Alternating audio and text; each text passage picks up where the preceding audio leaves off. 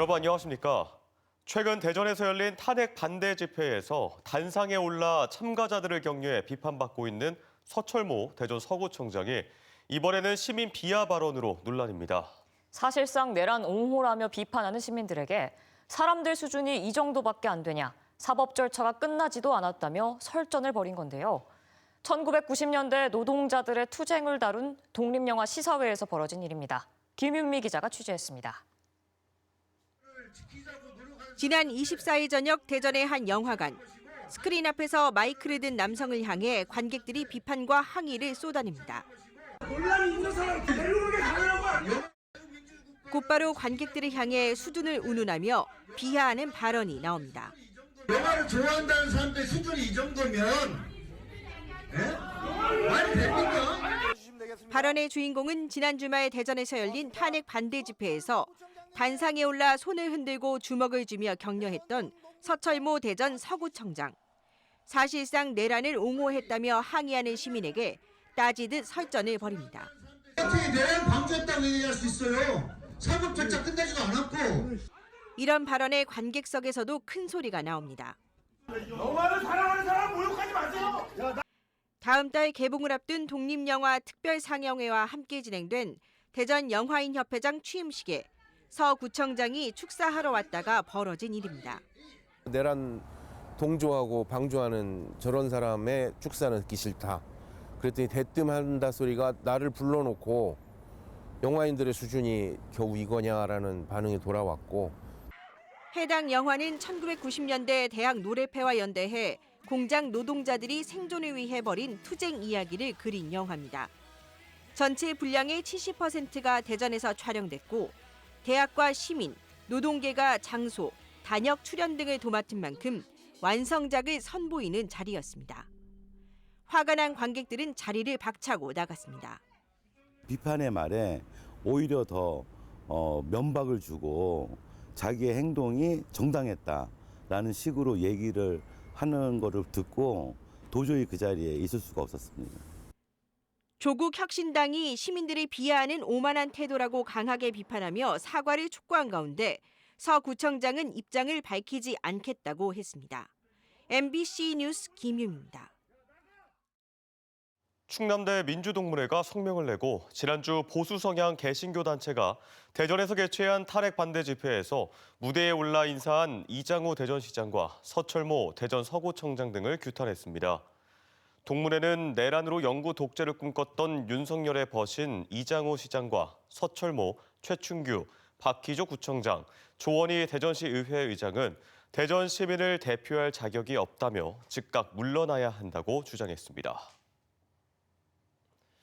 10명의 사상자를 낸 세종 포천 고속도로 붕괴 사고와 관련해 같은 공법이 적용된 전국의 도로 공사가 전면 중단됐습니다. 부실 시공 가능성이 제기되는 가운데 관계 당국이 내일 사고 현장에 대한 합동 감식에 나섭니다. 윤소영 기자입니다.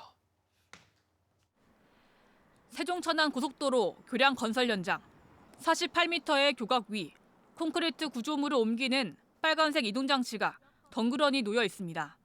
이곳은 교량 공사용 차량 출입로지만 공사 중단으로 도로를 지나는 중장비는 한 대도 보이지 않습니다. 이 공사 현장도 지난 25일 붕괴 사고 현장과 같이 미리 제작한 구조물을 현장에서 조립하는 DR 겉도 공법이 적용됐습니다.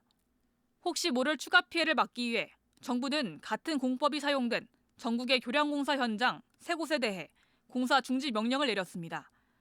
해당 공사 현장은 사고 당일에 자체적으로 작업을 중단한 것으로 알려졌습니다. 안전 조치가 이행될 때까지 작업 중지 상태가 이어질 예정인데 인근 주민들의 불안감은 가시지 않고 있습니다. 안전하고 천천히 하는 게 좋지 사고 안 나게 빨리빨리만 하고 다 부실 공사지 철저하게 완벽하게 그거요. 내 부탁하는 거는. 시공사인 현대 엔지니어링에 대한 수사도 속도를 내고 있습니다. 전담 수사팀을 꾸린 경찰은 현대 엔지니어링을 비롯한 업체 관계자들을 참고인 신분으로 불러 조사를 이어갔습니다. 현대 엔지니어링의 최고 안전 책임자는 물론 지난해 취임한 대표이사도 수사 대상에 포함될 가능성이 있습니다. 어디에서부터 잘못됐는지는 처음부터 끝까지 다 살펴볼 필요성이 있으니까 소위 말하는 참고인 조사라든지 그런 식으로 시작을 해서 점점 범위를 좁혀나가는 방식으로.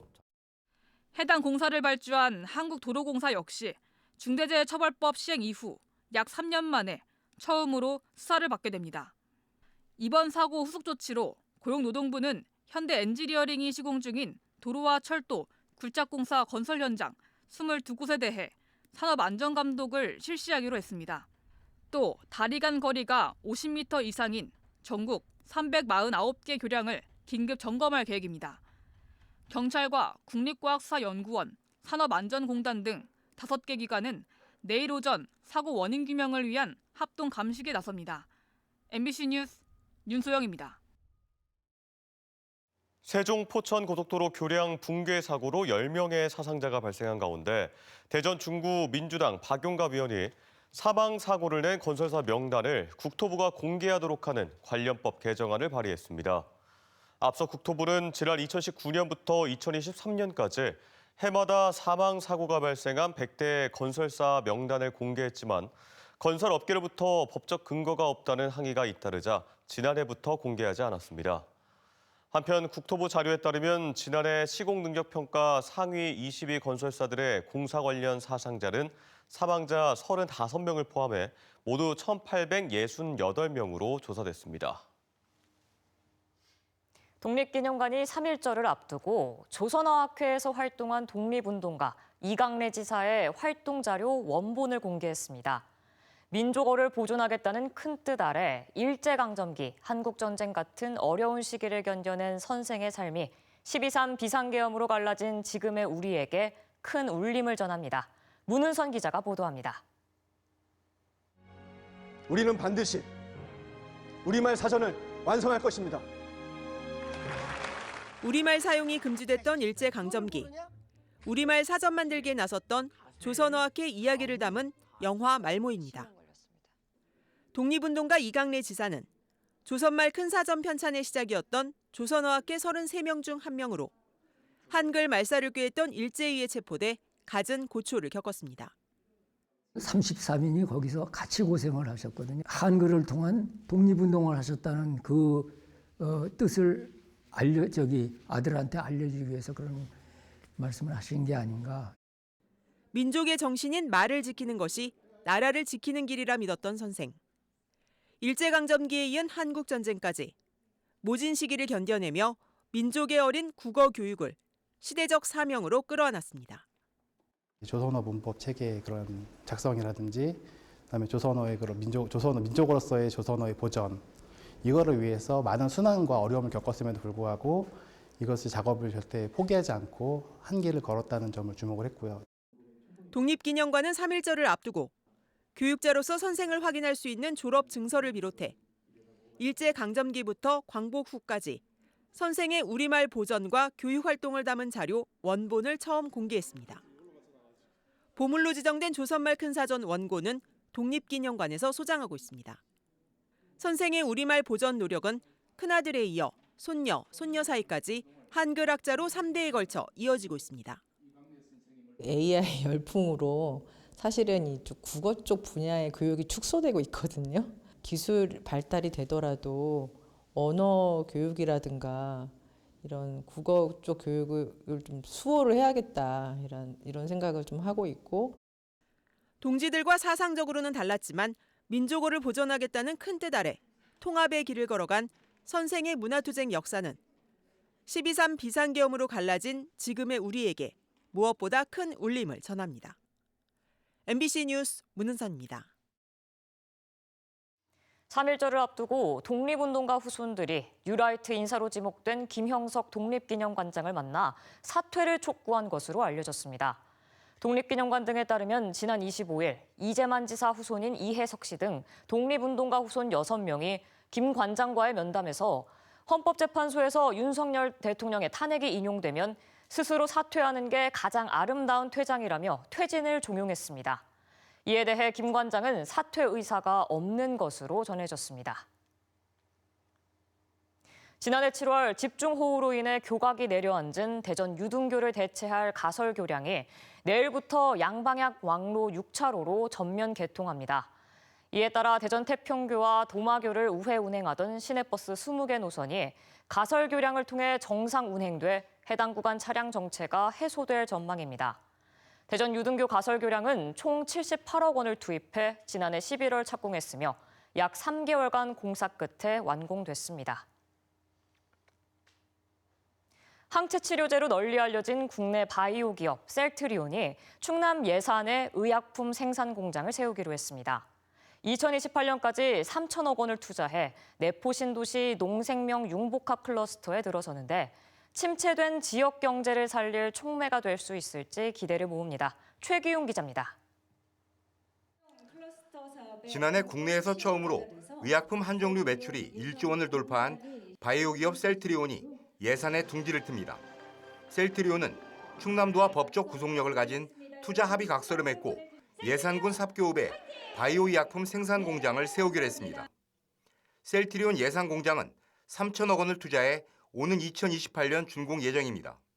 셀트리온 측은 예산에 설립하게 될 생산 공장이 국내 마지막 바이오 의약품 생산 기지가 될 것이라고 밝혔습니다. 충남 예산에 또 우리 완제 공장을 지을 수 있는 부지를 이제 확보하러 왔고 거기에 이제 또 시설을 지어서 한국의 공급망은 이렇게 해서 이제 완성이 됩니다.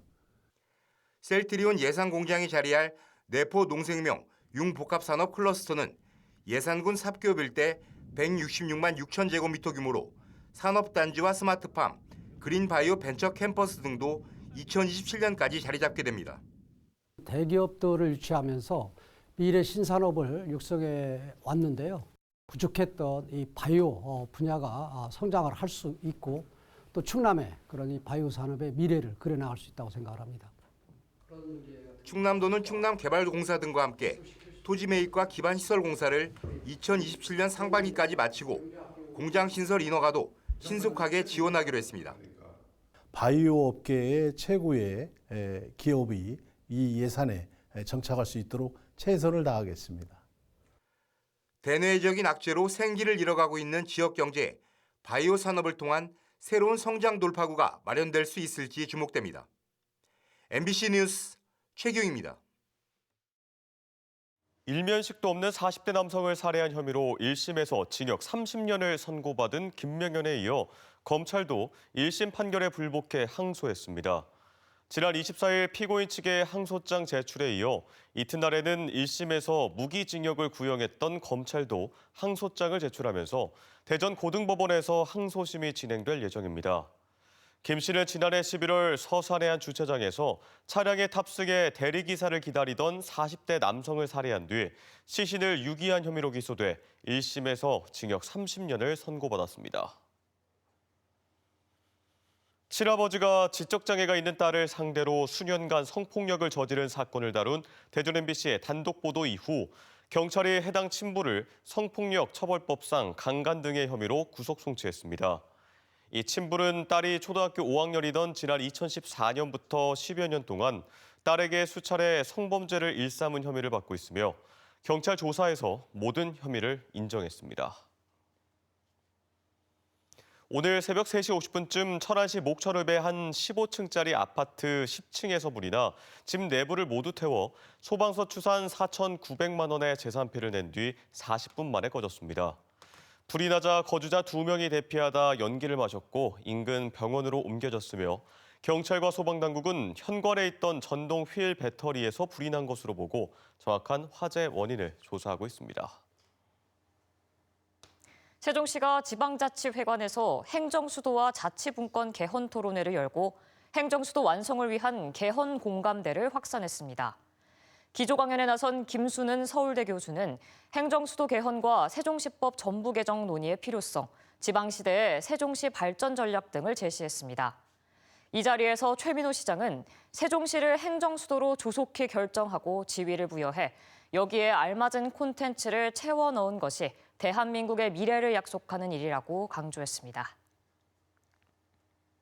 세종시 자체 정책연구기관 설립을 놓고 시와 시의회가 대립하는 가운데 임채성 세종시의회 의장이 최민호 시장의 관련 조례안 직권 상정 요청에 대해 신중히 검토하고 있다고 말했습니다. 대전, 세종, 충남 소식이었습니다. 고맙습니다.